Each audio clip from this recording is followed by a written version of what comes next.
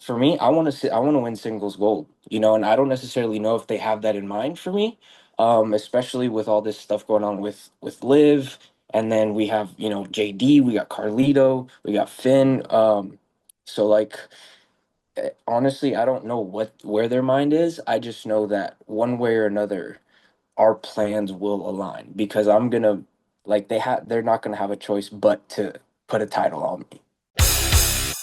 That was the dirty one himself, Dominik Mysterio, opining on his future plans to be a singles champion in WWE. I absolutely think he's got a future as a singles champion. A world champion, I don't know. Can he get up to that level of Eddie Guerrero? I see him as much more of an Eddie Guerrero than a Rey Mysterio. In fact, I really do think that storyline back in 2005 with the custody of Dominic on a ladder match, maybe there's some truth to that because he definitely looks like Eddie Guerrero. But that's just me. That's just my opinion. Wink, wink. So, yeah, no, I totally see at least an Intercontinental title run in his future or a United States Championship run.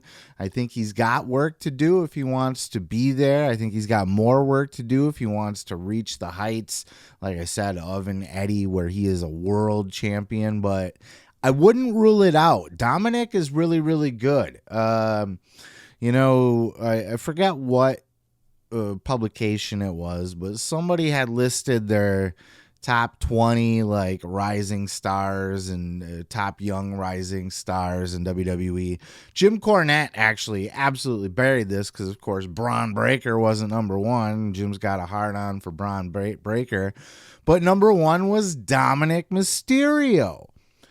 And I do think there's some truth to that. Is he the best young wrestler in the world, or does he have the most potential to be the next immediate world champion like a Braun Breaker? No.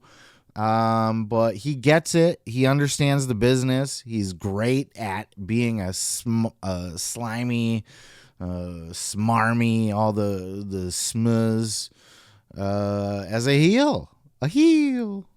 He does great. He's greasy. He's got a punchable face. Can he come back around as a baby face? Maybe, perhaps. He might always have just a great run as a heel, though.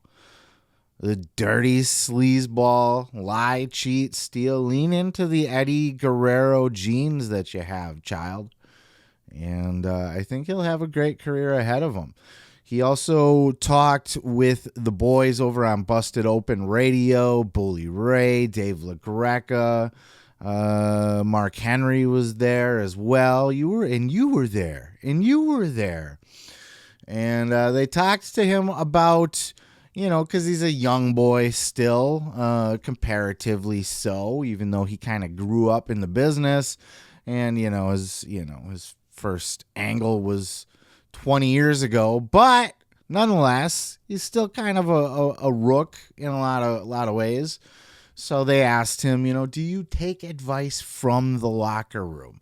Because obviously over in AEW, nobody listens to the locker room. So do people listen to the locker room over here in WWE? Was Dom smartened up by his dad to take advice from people the right way? Check out this clip. I'm sure you get a lot of advice from a lot of different people in the locker room. Yes or no? Yeah. Okay. Is it difficult for you to sift through that advice to find out what works best for you? Like, how do you get through the advice without, I guess, coming off disrespectful? Because I'm sure not all the advice is going to work for you. But how do you get through the advice? And whose advice do you find yourself taking the most? Honestly, I feel like I do take, because I don't want to, again, I am a bad guy, but at the same time, I don't know everything. I want to be like as knowledgeable as I can so I can eat you up with my knowledge. Like if you don't know where we're at, I'm gonna eat you alive. And that's what I want. So I think I try to take a little bit from everybody that says anything to me.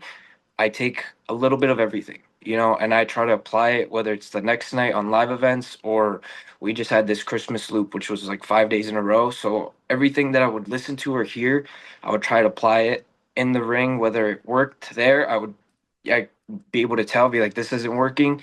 I'd move on to the next thing, be like, oh, okay, this something moved here or something is different here that wasn't working before. So then I'll apply it the next day. And just little things like that, I feel like have helped me grow throughout my career. So on top of being a great performer, he's got a great head on his shoulders. He's smart.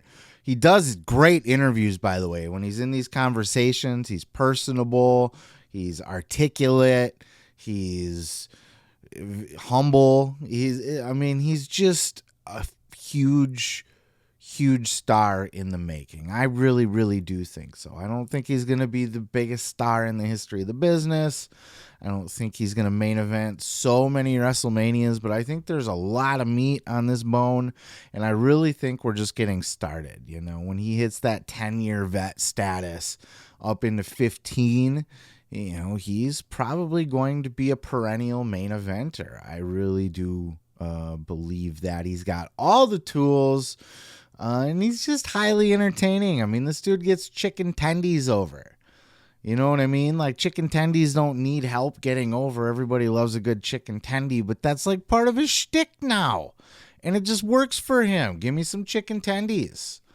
This fucking Dominik Mysterio. I love him, but I'd love to know your thoughts. We'll wrap it up there and end this little gush session over Dominik. Stop filleting him even more than Liv does. Let me know your thoughts down in those comments below. Peace, love, and pizza. I am your boy, Seth Grimes. Hit that subscribe button, and we'll catch you in the next video. Thank you for checking out the video. Don't forget to like. Don't forget to subscribe. Don't forget to rest in